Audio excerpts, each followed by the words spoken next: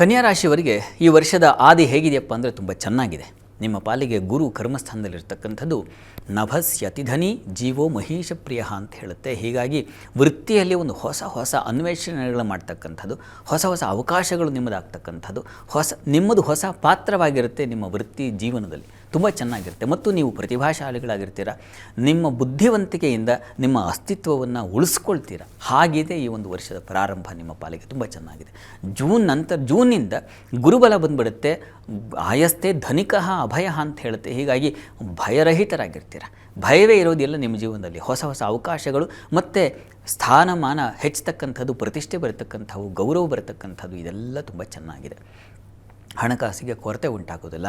ನಿಮಗೆ ವಾಹನ ಸೌಖ್ಯ, ಬಂಧು ಸೌಖ್ಯ ಇತ್ಯಾದಿಗಳ ನಿರ್ಮಾಣವಾಗುತ್ತೆ. ಹೊಸ ಸೈಟ್ ಖರೀದಿ ಮಾಡ್ತಕ್ಕಂಥದ್ದು, ಮನೆ ತಗೊಳ್ತಕ್ಕಂಥದ್ದು, ಈ ರೀತಿಯ ಒಂದು ಸಾಧ್ಯತೆಗಳನ್ನು ಕನ್ಯಾ ರಾಶಿಯವರು ಜೂನ್ ನಂತರದಲ್ಲಿ ಖಂಡಿತ ಕಾಣ್ತೀರ, ಸಂಶಯ ಇಲ್ಲ ಅದರಲ್ಲಿ.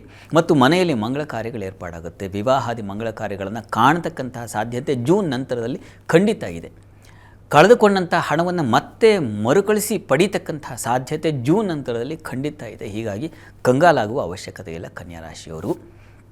ನಿಮಗಿರ್ತಕ್ಕಂಥ ತೊಡಕೇನಪ್ಪ ಅಂದರೆ ಸಪ್ತಮದ ಶನೈಶ್ಚರ. ಆತ ಸಂಗಾತಿಯ ವಿಚಾರದಲ್ಲಿ ಮನಸ್ತಾಪ, ಭಿನ್ನಾಭಿಪ್ರಾಯಗಳು, ದ್ವೇಷ ಭಾವನೆ ಬರ್ತಕ್ಕಂಥದ್ದು, ಈ ರೀತಿಯ ಒಂದು ಸಮಸ್ಯೆಗಳನ್ನು ಉಂಟು ಮಾಡ್ತಾನೆ. ಶನಿ ಸೂಚಿಸ್ತಾನೆ.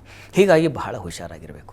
ನೀರಿನ ಪ್ರಮಾದಗಳು ಏರ್ಪಾಡಾಗ್ತಕ್ಕಂತಹ ಸಾಧ್ಯತೆಗಳು, ನೀರಿನ ವಾಟರ್ ಇನ್ಫೆಕ್ಷನ್ ಅಂತೀವ, ಆ ರೀತಿಯ ರೋಗಗಳು ಬರ್ತಕ್ಕಂಥದ್ದು, ಗುಹ್ಯ ಸ್ಥಾನಗಳಲ್ಲಿ ತೊಂದರೆಗಳು ಏರ್ಪಾಡಾಗ್ತಕ್ಕಂಥ ಸಾಧ್ಯತೆ ಶನೈಶ್ಚರ ತಂದು ಕೊಡ್ತಾನೆ. ಹೀಗಾಗಿ ಸ್ವಲ್ಪ ಹುಷಾರಾಗಿರಬೇಕು.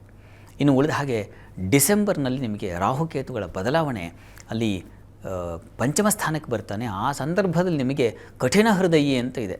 ಹೀಗಾಗಿ ಸ್ವಲ್ಪ ಬೇಡದ ನಿರ್ಧಾರಗಳನ್ನು ತೆಗೆದುಕೊಳ್ತಕ್ಕಂಥದ್ದು, ಬುದ್ಧಿಗೆಡ್ತಕ್ಕಂಥ ಸಾಧ್ಯತೆ, ಯಾರ್ದೋ ಸಂಘ ಪರಿವಾರ ಇವುಗಳಿಂದಾಗಿ ನೀವು ಹಾಳಾಗ್ತಕ್ಕಂಥ ಸಾಧ್ಯತೆ, ಇವುಗಳನ್ನು ಸೂಚಿಸ್ತಾ ಇದೆ. ಹೈಯರ್ ಸ್ಟಡೀಸಲ್ಲಿ ಇರ್ತಕ್ಕಂಥವ್ರಿಗೆ ಮನಸ್ಸು ವಿಪ್ಲವ ಆಗಿಬಿಡುತ್ತೆ. ಬೇಡದ ಆಲೋಚನೆಗಳು ಬಂದು ಸೇರ್ಪಡೆಯಾಗುತ್ತೆ. ಹೀಗಾಗಿ ವಿದ್ಯೆ ಕತ್ತರಿಸಿ ಆಗೋ ಸಾಧ್ಯತೆ ಜಾಸ್ತಿ ಇದೆ. ಹುಷಾರಾಗಿರಿ.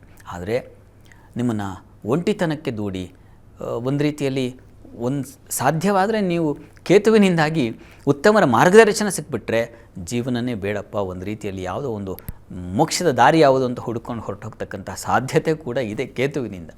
ಹೀಗಾಗಿ ಡಿಸೆಂಬರ್ ಜನವರಿ ಇದೆಯಲ್ಲ, ಇದು ನಿಮ್ಮ ಪಾಲಿಗೆ ಒಂದು ರೀತಿಯ ಕ್ರೂಷಿಯಲ್ ಟೈಮ್ ಅಂತೀವಲ್ಲ, ಆ ರೀತಿಯಲ್ಲಿ ಇರ್ತದೆ. ಬಹಳ ಎಚ್ಚರಿಕೆಯಿಂದ ಇರಬೇಕು. ಸಜ್ಜನರ ಸಂಘ ಮಾಡಿ. ಜನವರಿ ನಂತರ ಮತ್ತೆ ತುಂಬ ಚೆನ್ನಾಗಿದೆ. ಮತ್ತೆ ಬದುಕಿಗೆ ಮತ್ತೆ ಬಂಗಾರದ ಫಲ ಬಂದು ಒದಗುತ್ತೆ. ಕನ್ಯಾ ರಾಶಿಯವರಿಗೆ ಈ ಅಕ್ಟೋಬರ್ ಕೊನೆಯಿಂದ ಜನವರಿವರೆಗೆ ಸ್ವಲ್ಪ ಅಸಮಾಧಾನದ ಕಾಲ. ಹೀಗಾಗಿ ಆ ಟೈಮ್ನಲ್ಲಿ ತುಂಬ ಹುಷಾರಾಗಿರಬೇಕು. ಗುರುಗಳ ಮಾರ್ಗದರ್ಶನ ತೆಗೆದುಕೊಳ್ಳಿ. ಗುರುಚರಿತ್ರೆ ಪಾರಾಯಣ ಮಾಡತಕ್ಕಂಥ ತುಂಬ ಒಳ್ಳೆಯದು.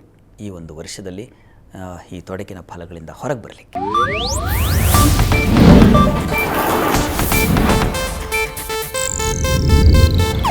ಇದು ಏಷ್ಯಾನೆಟ್ ನ್ಯೂಸ್ ನೆಟ್ವರ್ಕ್ ಪ್ರಸ್ತುತಿ.